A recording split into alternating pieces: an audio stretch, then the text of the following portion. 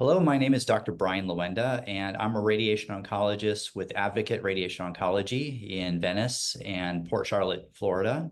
And I'm really excited today to have two guests with me to discuss their ASTRO 2024 abstract on a product that I've used quite a bit for patients who've had breast conserving surgery. And I'm really excited to hear about their study. So joining me today are two authors of the study. They're from Inova System in Virginia, Dr. Shauna Willey and Dr. Ashish Chawla.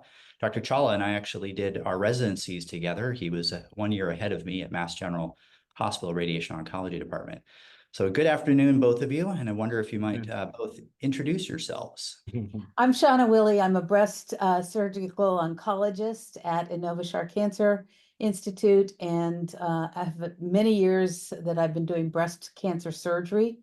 I started using VeraForm about 3 to 4 years ago, and we've found that it's really been so helpful for us as we work as a team with our radiation oncologists. Hi, Ashish Chawla. I'm a radiation oncologist, as Brian said. I was happy to have trained with him many years ago, and I currently serve as the medical director of radiation oncology at Inova Cancer Institute here in Northern Virginia. I've been in practice for about 20 years, about 2/3 of that here at Inova, and really over the past 10 years or so have served as a leader or co-leader of our breast radiation oncology program. So I've had the privilege and pleasure of working with Dr. Willey and her surgical colleagues, as well as many breast-focused medical oncologists here. And like Dr. Willey, I've been using or have been advocating for the use of VeraForm as a marker, both for target delineation and for image guidance for our radiation oncology patients getting breast radiotherapy, whether that be partial breast irradiation, which is the actual focus of this particular abstract, or even for patients who received whole breast radiation therapy with or without boost. We've found it to be really beneficial for our patients in terms of delineation and for image guidance reasons. So we'll start with you. Just ask some questions, Dr. Chawla, if you could, just highlight the study design and why you and your team felt that this was an important study to do. Yeah, that's a great question. I mean, we've been doing partial breast radiation for appropriately selected patients following both ASTRO and ASBS's guidelines for many, many years. In fact, we did a lot of brachytherapy back in the mid 2000s, around the time, late 2000s, about the time that I joined this practice. Did various forms of brachytherapy with good results, but obviously looking for ways to offer patients that focal therapy without being as invasive if we could avoid it. And as you probably know, Brian, and I think Shauna does too, one of the reasons we didn't utilize external approaches for partial breast radiation in the past was that based on the tools we had for target volume delineation, the tools we have, or frankly, we didn't have as far as motion management, image guidance, the techniques for partial breast radiation utilizing external techniques treated a much larger volume than the brachytherapy techniques did. And this was actually shown in terms of the results for B39 and other studies for partial breast radiation, which is why to get the optimal dose delivery, we all really stuck with, and we're proud to stick with brachytherapy. But with the advent of better tools to delineate target, and that's what VeraForm certainly represents a very good example of that, along with motion management and image guidance options that we didn't have in the past. We were able to then develop this accelerated partial breast irradiation program utilizing external techniques here at Inova, mimicking what many of us are familiar with in the Florence data, using IMRT and image guidance, et cetera. But the real focus of this study was some modifications to that, utilizing these tools to create a tighter target volume while still maintaining the very high level of local control and good cosmesis that we would expect. And Dr. Willey, for your breast conserving surgery patients, could you sort of talk a little bit about historically, your marking of the cavity and some of the challenges with that? Well, we have gone the whole gamut of ways to mark the cavity because we have been convinced by our radiation oncologist that that's a very important thing for us to do. So initially we would use clips, and there was never any convention that was accepted as the right way to mark a cavity. And then when we started doing oncoplastic surgery and the plastic surgeons were using clips on all the tissue, and you would try to say, well, my clip looks like this and their clip looks like that, it was not very precise. And so we started, have gone through a time in my career where I used a scaffold, a rigid scaffold that I put in, a Biosorb device. And I used that for many years because I felt that that was an improvement over the clips themselves. But now I have transitioned to VeraForm, and there's many reasons that I think it's a much better product, both from comfort of the patient, but also I think it's because it's pliable, we can really form it to fit the cavity. Our cavities are not spherical, they're not even oval. And so we really can fit it around the cavity and make it very form-fitting, so to speak. And it's something that's done right then and there. It's not something that's done after the fact to give our radiation oncology colleagues a target. Yeah, thanks. Dr. Chawla, with with our 5-fraction APBI techniques that you were mentioning, with your practice sort of historically with markers, what could you sort of give a background, sort of the challenges with target delineation? Sure. First of all, I would say that, credit to Dr. Willie and the surgeons we're so happy to work with here at Inova. The issue of not placing anything has always been a historical challenge for us in radiation oncology. And that's, of course, a hurdle we all still sometimes have to cross. And so having clips or having at least something that localizes the cavity is the first hurdle. And clips are certainly reasonable, and it's what we've all been used to for many years.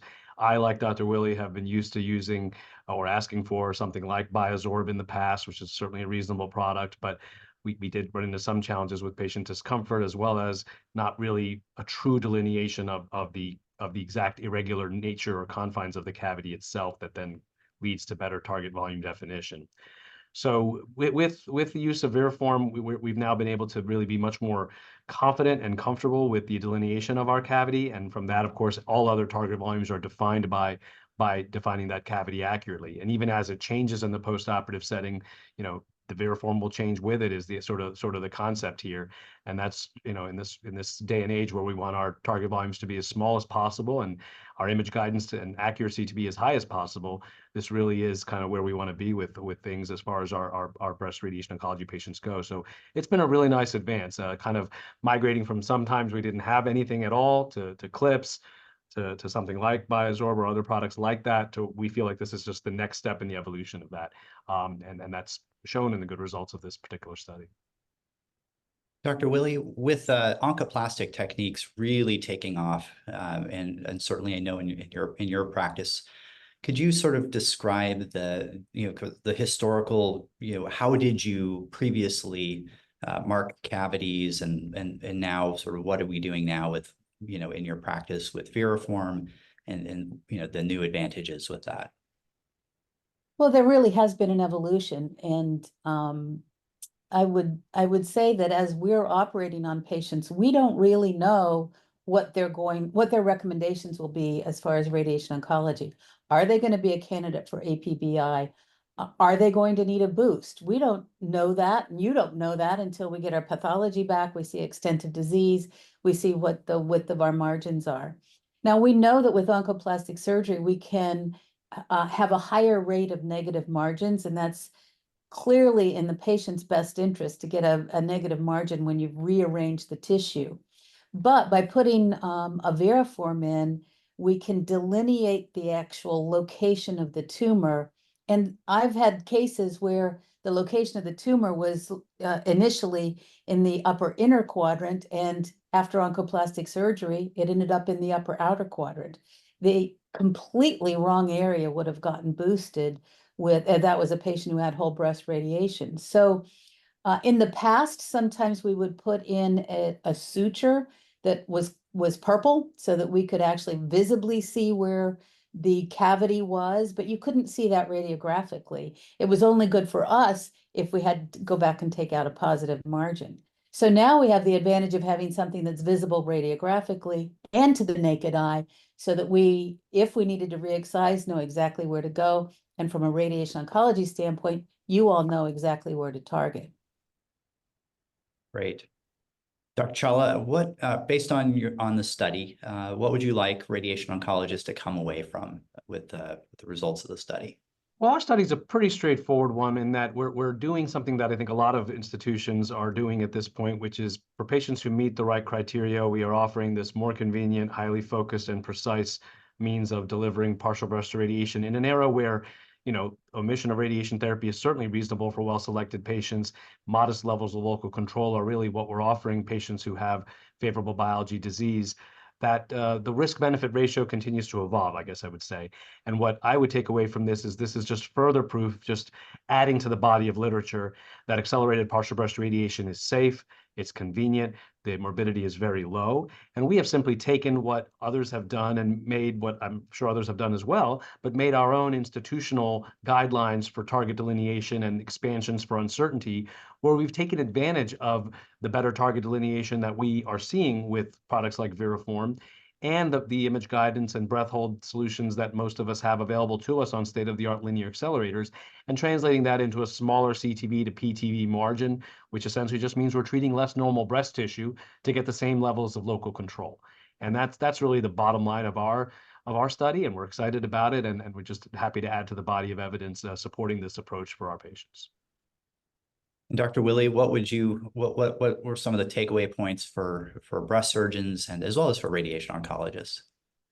Well, I think any time that we can reduce the amount of radiation that a patient is getting, we would all agree that's to that patient's advantage, because there are side effects and we see those side effects. And in addition, however, we don't want to compromise the oncologic control. So the precision in my mind is what is really the advantage of this approach, is that they're getting the right amount of radiation to exactly the right place, and they're sparing the tissue that doesn't need to be radiated. And really, that's all of our goal, is to maintain the oncologic outcomes and decrease side effects from treatment. Great. Well, thank you both. Really appreciate the background and the summary and the takeaway points from your excellent abstract. Congratulations. Thank you very much. It's a pleasure to be here. Thank you so much.